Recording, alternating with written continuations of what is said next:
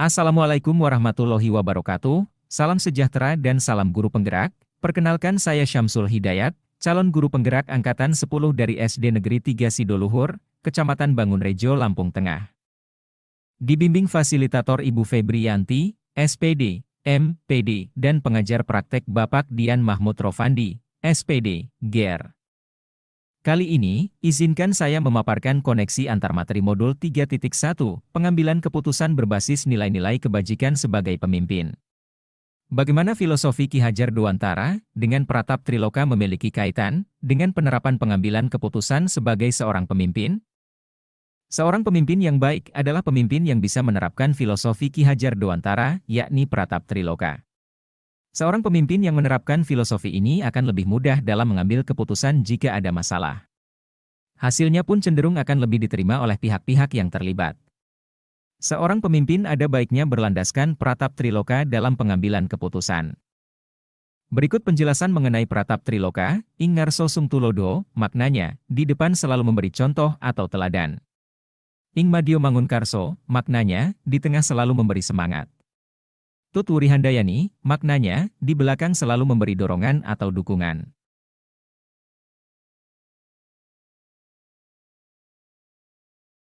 Bagaimana nilai-nilai yang tertanam dalam diri kita, berpengaruh kepada prinsip-prinsip yang kita ambil dalam pengambilan suatu keputusan. Nilai-nilai yang tertanam dalam diri kita sangat memengaruhi keputusan yang akan kita ambil, karena nilai tersebut landasan moral dalam suatu pengambilan keputusan.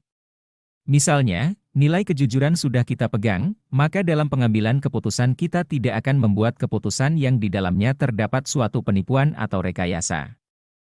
Bagaimana materi pengambilan keputusan berkaitan dengan kegiatan, coaching, atau bimbingan yang diberikan pendamping atau fasilitator dalam perjalanan proses pembelajaran kita, terutama dalam pengujian pengambilan keputusan yang telah kita ambil? Apakah pengambilan keputusan tersebut telah efektif? Masihkah ada pertanyaan-pertanyaan dalam diri kita atas pengambilan keputusan tersebut? Hal ini tentunya bisa dibantu oleh sesi coaching yang telah dibahas pada sebelumnya. Coaching bisa dilaksanakan untuk memfasilitasi seseorang dalam mengambil suatu keputusan. Dengan teknik coaching, seorang coach bisa membantu coachee memaksimalkan potensi yang dimilikinya sehingga coachee bisa membuat solusi atau mengambil suatu keputusan yang tepat.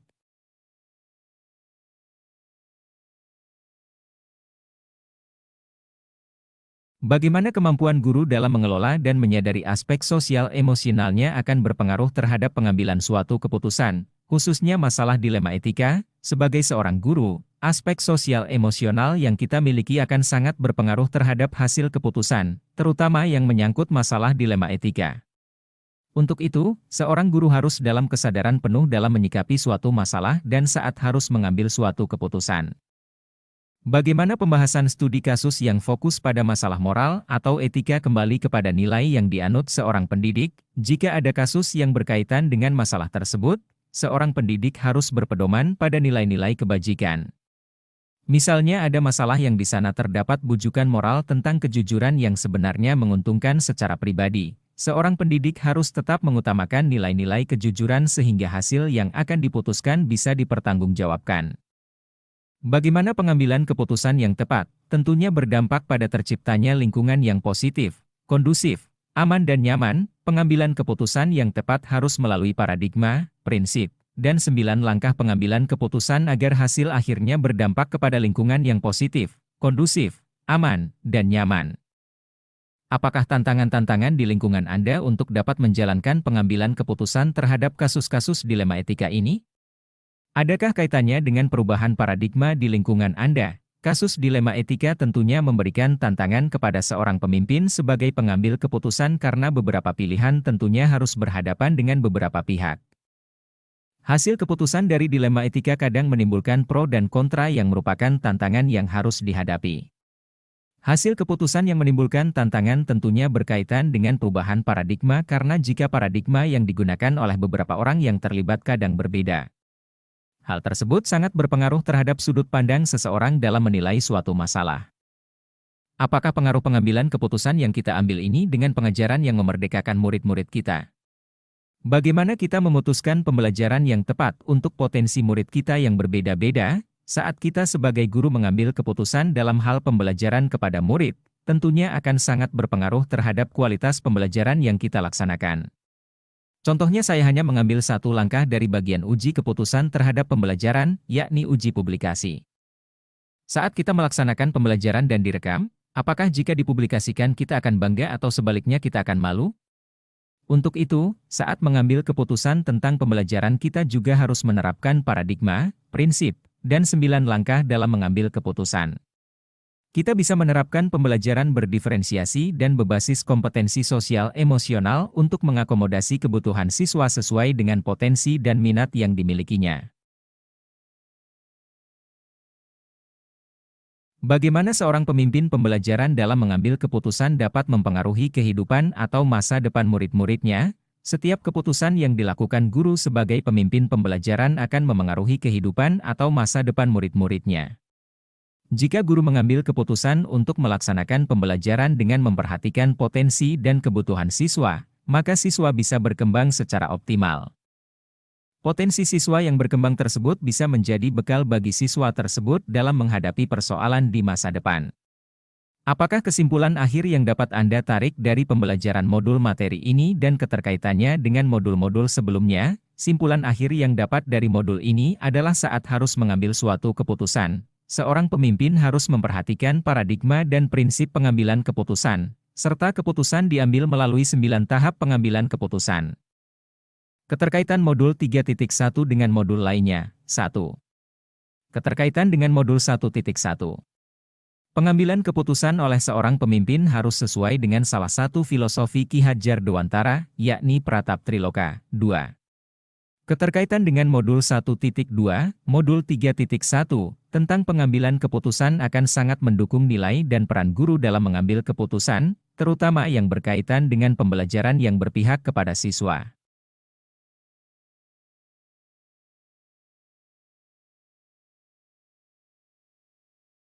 3. Keterkaitan dengan modul 1.3.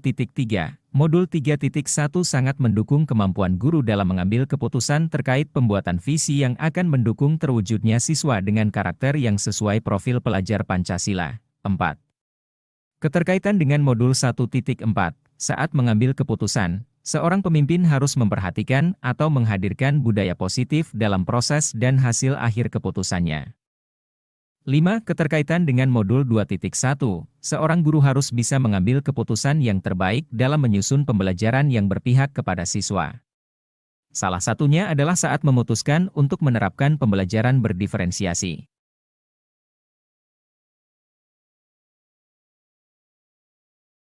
6. Keterkaitan dengan modul 2.2, saat mengambil keputusan, seorang pemimpin harus dalam kesadaran penuh, seperti yang sudah dipelajari dalam modul 2.2. 7. Keterkaitan dengan modul 2.3, modul 2.3 membahas topik tentang coaching. Teknik coaching bisa digunakan seorang pemimpin dalam membuat sebuah keputusan.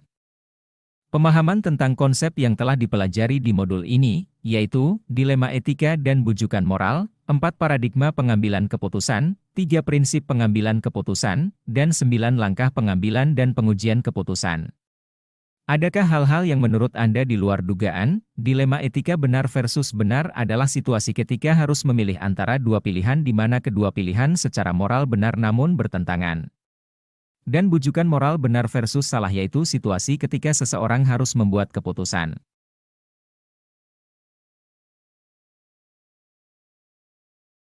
1. 4 paradigma pengambilan keputusan. 1. Individu lawan kelompok, individual versus community. 2. Rasa keadilan lawan rasa kasihan, justice versus mercy. 3. Kebenaran lawan kesetiaan, truth versus loyalty. 4. Jangka pendek lawan jangka panjang, short term versus long term. 2-3 prinsip pengambilan keputusan. 1. Berpikir berbasis hasil akhir, ends-based thinking. 2. Berpikir berbasis peraturan, rule-based thinking. 3. Berpikir berbasis rasa peduli, care-based thinking. 9 langkah pengambilan keputusan. 1. Mengenali nilai yang bertentangan. 2. Menentukan pihak yang terlibat. 3. Mengumpulkan fakta-fakta yang relevan dengan situasi. 4. Pengujian benar atau salah. 5. Pengujian paradigma benar lawan benar. 6. Melakukan prinsip resolusi. 7. Investigasi opsi trilema. 8. Buat keputusan. 9. Lihat lagi keputusan dan refleksikan. Hal yang menurut saya di luar dugaan adalah sebelumnya saya belum mengetahui istilah-istilah dalam pengambilan keputusan, seperti dilema etika, uji publikasi, uji panutan, dan lain-lain. Selain itu, hal di luar dugaan saya adalah ternyata keputusan yang akan kita ambil harus diuji dulu dengan uji legal, regulasi, intuisi, publikasi, dan idola untuk memastikan dampak dari hasil keputusan tersebut.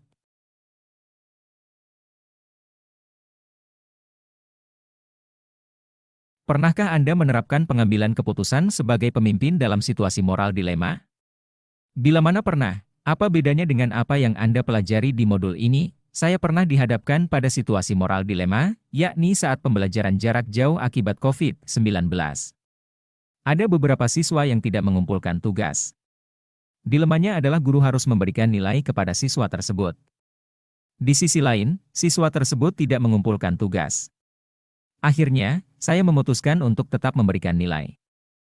Bagaimana dampak mempelajari konsep ini buat Anda? Perubahan apa yang terjadi pada cara Anda dalam mengambil keputusan sebelum dan sesudah mengikuti pembelajaran modul ini? Materi dalam modul ini berdampak positif bagi saya, terutama saat dihadapkan untuk mengambil suatu keputusan.